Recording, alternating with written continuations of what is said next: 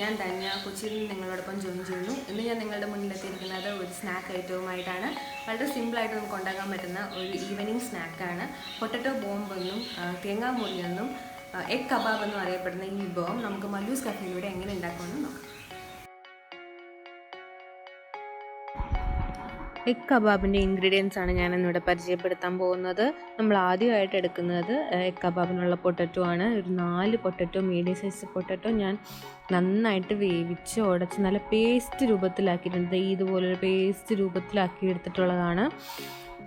കാരണം അത്രയും പേസ്റ്റ് ആക്കാനുള്ള കാര്യം എന്ന് വെച്ച് കഴിഞ്ഞാൽ നമ്മളത് റോൾ ചെയ്യുന്ന സമയത്ത് അതിനകത്ത് കട്ടകൾ വരാൻ പാടില്ല. അങ്ങനെ കട്ടകൾ വന്നിട്ടുണ്ടെന്നുണ്ടെങ്കിൽ ആ ഒരു റോൾ നമുക്ക് ഫിനിഷ് കിട്ടത്തില്ല. അതുകൊണ്ടാണ് ഞാൻ നല്ലപോലെ പേസ്റ്റാക്കി അതിനെ എടുത്തിട്ടുള്ളത്. അതിനായിട്ട് ഞാൻ എടുത്തിരിക്കുന്നത് ഒരു 6 മുട്ട എടുത്തിട്ടുണ്ട്. 6 മുട്ട നന്നായിട്ട് ഹാർഡ് ബോയിൽ ചെയ്ത് വെച്ചിട്ടുണ്ട്. ഇനി അതിനകത്തേക്ക് വേണ്ടുന്നത് നമുക്ക് ഗ്രീൻ കളറിലുള്ള ഒരു മസാലയാണ്.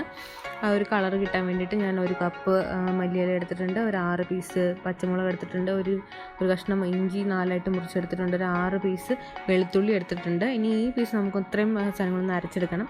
അതുപോലെ തന്നെ ഒരു ബൗളിൽ ഒരു മുട്ട ഞാൻ പൊട്ടിച്ചൊഴിച്ച് വെച്ചിട്ടുണ്ട്. പിന്നെ എടുത്തിട്ടുള്ളത് ഒരു 2 ടീസ്പൂൺ അളവിൽ കോൺഫ്ലവറിൽ 3 ടീസ്പൂൺ അളവിൽ പച്ചവെള്ളം ഒഴിച്ച് കലക്കി മിക്സ് ചെയ്ത് വെച്ചിരിക്കുന്നതാണ്. ഇത് അതുകൂടാതെ തന്നെ ഉപ്പ് എടുത്തിട്ടുണ്ട്, ഉപ്പ് ആവശ്യത്തിന്. പിന്നെ ഒരു പാത്രത്തിൽ കുറച്ച് കോൺഫ്ലവർ എടുത്ത് വെച്ചിട്ടുണ്ട്. അത് നമുക്ക് മുട്ടയിൽ ഡിപ്പ് ചെയ്തെടുക്കാൻ വേണ്ടിയിട്ടുള്ള കോൺഫ്ലവർ ആണ്. അപ്പോൾ നമ്മൾ ആദ്യം ചെയ്യാൻ പോകുന്നത് നമ്മുടെ പൊട്ടറ്റോയ്ക്കകത്ത് ഗ്രീൻ കളർ കിട്ടാനുള്ളൊരു മസാല ഉണ്ടാക്കുകയാണ്. നമ്മൾ എടുത്ത് വെച്ചിരിക്കുന്ന മല്ലിയില, പച്ചമുളക്, ഇഞ്ചി, വെളുത്തുള്ളി ഇത്രയും സാധനങ്ങളൊക്കെ ഞാൻ നന്നായിട്ടൊരു ഗ്രീൻ പേസ്റ്റ് ആക്കി കൊണ്ടുവരാം. അപ്പോൾ ഞാൻ നേരത്തെ പറഞ്ഞ ഇൻഗ്രീഡിയൻസ് ഒക്കെ നല്ല സ്മൂത്തായിട്ട് നല്ല സൂപ്പറായിട്ട് ഞാൻ അരച്ച് നല്ല പേസ്റ്റാക്കി എടുത്തിട്ടുണ്ട്. ഈ ഒരു പാകം ആവുന്നത് പോലെ നിങ്ങൾ നന്നായിട്ട് അരച്ചെടുക്കാൻ ശ്രദ്ധിക്കാം.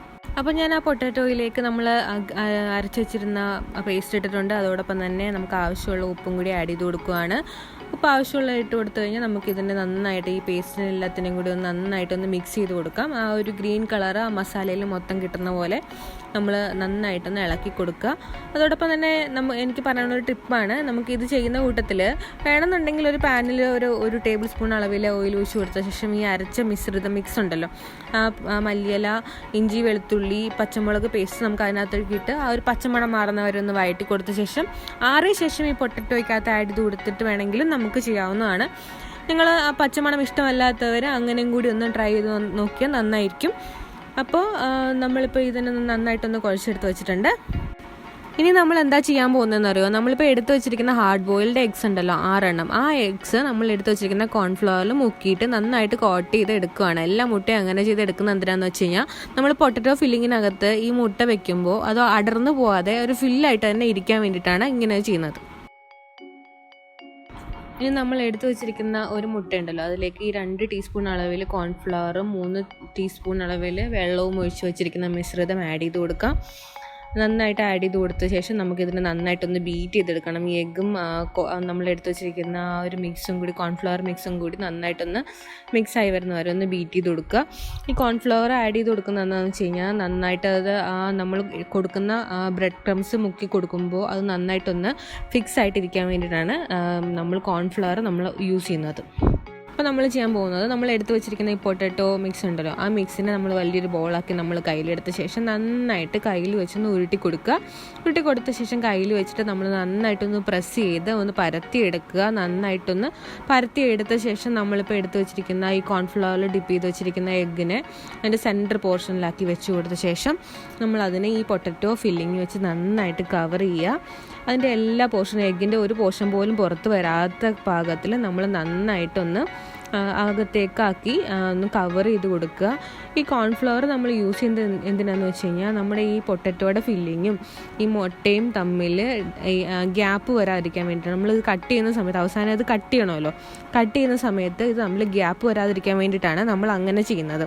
അപ്പോൾ നമ്മൾ നന്നായിട്ട് ഇതിനെ കവർ ചെയ്തിട്ടുണ്ട്. കവർ ചെയ്ത ശേഷം അത് നന്നായിട്ടൊന്ന് ഉരുട്ടിയെടുത്ത് നമുക്ക് മാറ്റി വയ്ക്കാം. ഇങ്ങനെ എടുത്ത് വെച്ചിരിക്കുന്ന 6 മുട്ടയും നമുക്ക് ഇതുപോലെ തന്നെ ചെയ്തെടുക്കാം.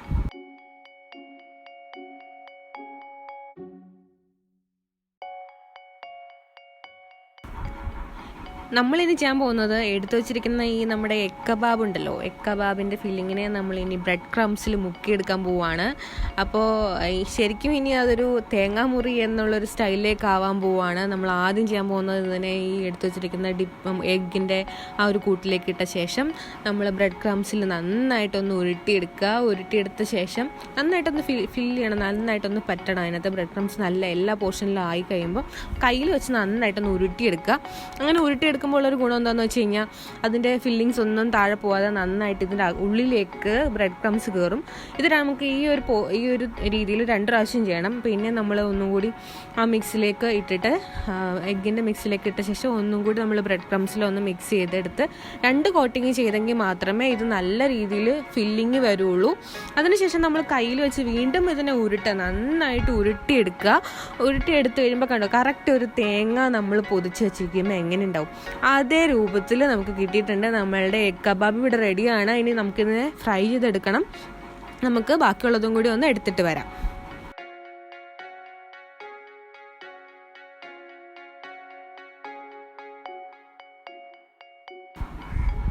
നമ്മൾ എടുത്തു വെച്ചിരിക്കുന്ന ഓയിൽ അപ്പം നന്നായിട്ട് ചൂടായിട്ടുണ്ട് പാനിൽ. അപ്പോൾ ഈ ഓയിൽ നന്നായിട്ട് ചൂടായ ശേഷം മാത്രമേ നമ്മൾ കബാബ് ഇടാൻ പാടുള്ളൂ. നമ്മളെപ്പോഴും കബാബ്, അപ്പോൾ ഞാൻ ഇപ്പോൾ ഫസ്റ്റ് കബാബ് ഇടുവാണ്. ഇട്ട ശേഷം നമ്മൾ ഫ്ലെയിം ഒരിക്കലും ലോ ആക്കരുത്. ഒരു മീഡിയം അല്ലെങ്കിൽ ഒരു ഹൈ, ആ ഒരു ലെവലിലായിരിക്കണം നമ്മൾ എപ്പോഴും ഇതിൻ്റെ തീ വെക്കാനായിട്ട്. അല്ലെങ്കിൽ എന്താ പ്രശ്നം എന്ന് വെച്ച് കഴിഞ്ഞാൽ ഇത് ഹൈ ഫ്ലെയിമിൽ വെച്ചില്ലെന്നുണ്ടെങ്കിൽ ഇത് പെട്ടെന്ന് പൊട്ടിപ്പോവാനുള്ള സാധ്യതയുണ്ട്. അപ്പോൾ ഞാൻ അതിലേക്ക് 3 കബാബ് ഇടുവാണ്. വലിയ പാത്രം എടുത്തിരിക്കുന്നതുകൊണ്ട് നമുക്ക് 3 എണ്ണം ഇട്ട് കൊടുക്കാം. എപ്പോഴും ഇത് ഫ്ലിപ്പ് ചെയ്ത് കൊടുക്കാൻ ശ്രദ്ധിക്കുക. അല്ലെന്നുണ്ടെങ്കിൽ ഒരു സൈഡ് മൂത്ത് വരും, ബാക്കിയുള്ള സൈഡ് അതുപോലെ വരില്ല. അപ്പോൾ നമ്മളിത് ഇടയ്ക്കിടയ്ക്ക് നമ്മളിങ്ങനെ ഇളക്കി കൊടുത്ത് വെച്ചുകൊണ്ടിരിക്കുക.